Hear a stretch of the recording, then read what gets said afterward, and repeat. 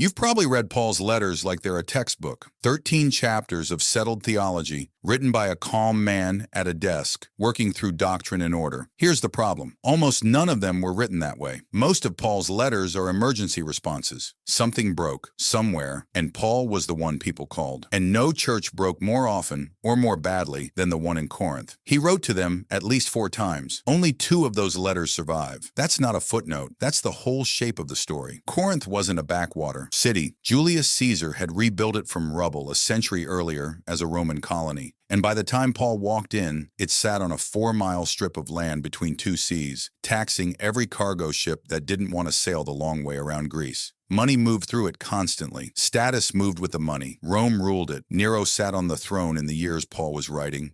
And the city underneath that throne ran on reputation. Public speaking contests, hired rhetoricians, patrons showing off which philosophers they could afford. Acts records Paul standing before the Roman proconsul Gallio there, accused by the local synagogue of persuading men to worship God contrary to the law, Acts 18:13, and Gallio simply refusing to hear the case. That's the mood of the city. Everyone performing, nobody agreeing on who was even in charge of the argument. Paul stayed 18 months, working as a tent maker to pay his own way, and planted a church out of that soil.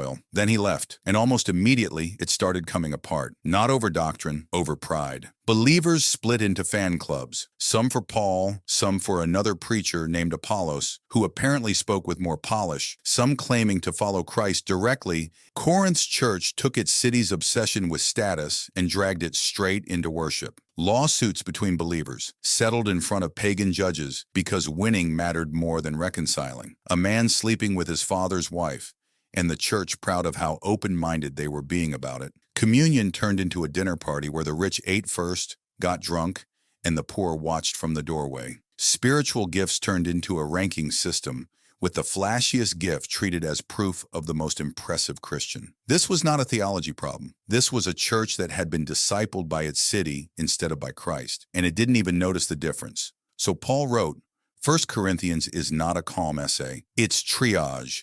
Addressed problem by problem because Corinth had blown up in that many directions at once. To the factions, is Christ divided? Was Paul crucified for you? 1 Corinthians 1:13. To the lawsuits, believers dragging each other in front of pagan judges, rather than settling it inside the church. 1 Corinthians 6:1. And it's here the pattern breaks. Because in the middle of correcting chaos, Paul writes the most quoted wedding text in human history. Charity suffereth long and is kind, 1 Corinthians 13:4, is not a poem about romance. It's a rebuke aimed at a room full of people too proud to be patient with each other, sandwiched directly between 2 chapters about how they were abusing spiritual gifts to outrank one another. You might expect that to be the end of it. It wasn't. That should have fixed it. It didn't. Paul made what he later calls a painful visit, a trip to Corinth that went so badly he doesn't describe what happened, only that it hurt and that someone in the church wronged him personally enough that he mentions it twice without ever naming the man. Then a letter written out of much affliction and anguish of heart and with many tears, 2 Corinthians 2:4, a letter that doesn't survive, sent by a man not sure if the relationship could be repaired. Imagine writing to the church you planted with your own hands, not knowing if they'd ever speak to you again. While Corinth was unraveling and being stitched back together, Paul was writing everywhere else too, and the letters read nothing alike because the crises weren't alike. In Galatia, the danger wasn't chaos, it was the opposite. Churches trying to add rules back onto grace, teachers insisting that circumcision and law-keeping were required on top of faith before a Gentile really belonged. Paul doesn't soften it. He calls it a different gospel that isn't really a gospel at all. If righteousness come by the law, Christ is dead in vain, Galatians 2:21. In Thessalonica, the opposite problem again. New believers so young in the faith they were terrified they'd miss the return of Jesus, grieving as if the believers who'd already died had lost their chance at seeing him come back. So Paul writes the passage still read at nearly every Christian funeral, the dead in Christ shall rise first. 1 Thessalonians 4:16. A second letter has to walk back a rumor moving through that same church, maybe even a forged letter carrying Paul's own name, claiming the day of the Lord had already come and gone. Be not soon shaken in mind, Paul tells them, 2 Thessalonians 2:2, and settles the practical fallout just as bluntly. If any would not work, neither should he eat, 2 Thessalonians 3:10. 3 churches, 4 diseases so far, and not one of them cured by a pep talk. Then the letters change again. Ephesians, Philippians, Colossians, written from a Roman prison,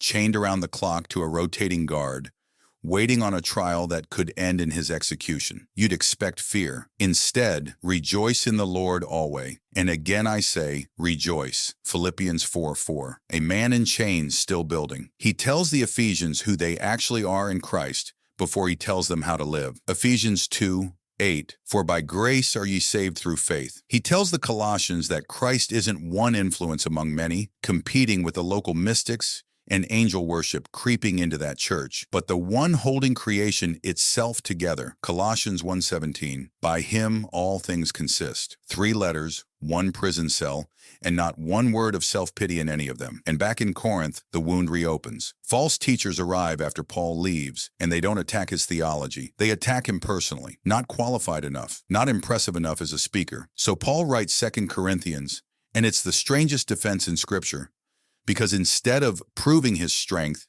he lists his beatings, his shipwrecks, his sleepless nights, and then writes the line that undoes the whole city's obsession with status. My grace is sufficient for thee, for my strength is made perfect in weakness. 2 Corinthians 12:9. That's not a rhetorical trick, and it's not false modesty either. That's the entire crisis, answered in one sentence. Corinth worshipped strength, argued about strength, split churches over strength. Paul hands them a Savior who wins through a cross, which by every Roman standard was the least impressive way a person could possibly win anything. Near the end of his life, the letters shrink down to something almost unbearably personal. But even here, it takes 2 letters to Timothy alone, because the problems weren't the same problem twice. The first is almost entirely structural. Timothy, left behind in Ephesus, is told plainly who qualifies to lead a church and who doesn't, because false teachers had moved in the moment Paul's back was turned. Charge some that they teach no other doctrine. 1 Timothy 1:3. The second letter comes years later from Paul's final imprisonment, and it isn't about church order anymore. It's personal, written to a young pastor still terrified and inexperienced, maybe even embarrassed by his own age in front of older believers. God hath not given us the spirit of fear, but of power, and of love, and of a sound mind. 2 Timothy 1:7. To Titus, another young leader, left on the island of Crete to organize a church so disorganized, Paul has to spell out, town by town, who's even qualified to lead it. Titus 1:5. And to Philemon, a slave owner, about a runaway slave named Onesimus, who'd become a believer in that same Roman prison. Paul doesn't order Philemon to forgive him. He asks as a friend, calling Onesimus, in the old idiom for one's deepest affection, mine own bowels, Philemon 1:12. And let's grace do what a command couldn't. And Romans, the one letter not written to put out a fire, reads like Paul finally getting to say, calmly, what all the other letters were fighting to defend in the middle of chaos. I am not ashamed of the gospel of Christ, for it is the power of God unto salvation. Romans 1:16. It's the theology behind every emergency response he'd already sent.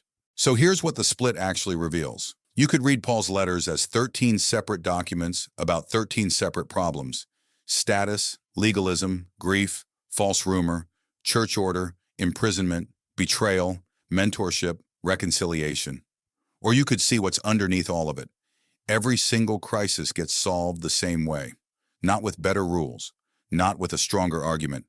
With Christ, as wisdom for the proud, as freedom for the legalist, as hope for the grieving, as joy for the imprisoned, as strength for the ashamed, as peace for the estranged. You might wonder if that makes Paul's letters less authoritative. If a document written to solve one specific mess can really carry weight for every church since. It's the opposite. A doctor who only ever treats one patient learns very little. A doctor who treats status-obsessed Corinth, legalistic Galatia, grieving Thessalonica, and a runaway slaves owner in the same decade learns exactly how deep the same disease runs, and exactly how one cure keeps working on all of it. 13 letters, 13 different rooms in the same house, and in every single one, Christ is standing in the doorway, not decorating the walls.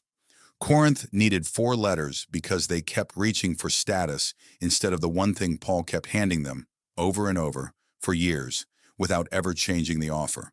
You've probably read Paul's letters like a textbook. They're not a textbook. They're a record of a man handing the same answer to a dozen different kinds of broken in a dozen different cities, until in each one eventually it landed. If you like content like this, don't forget to like and subscribe.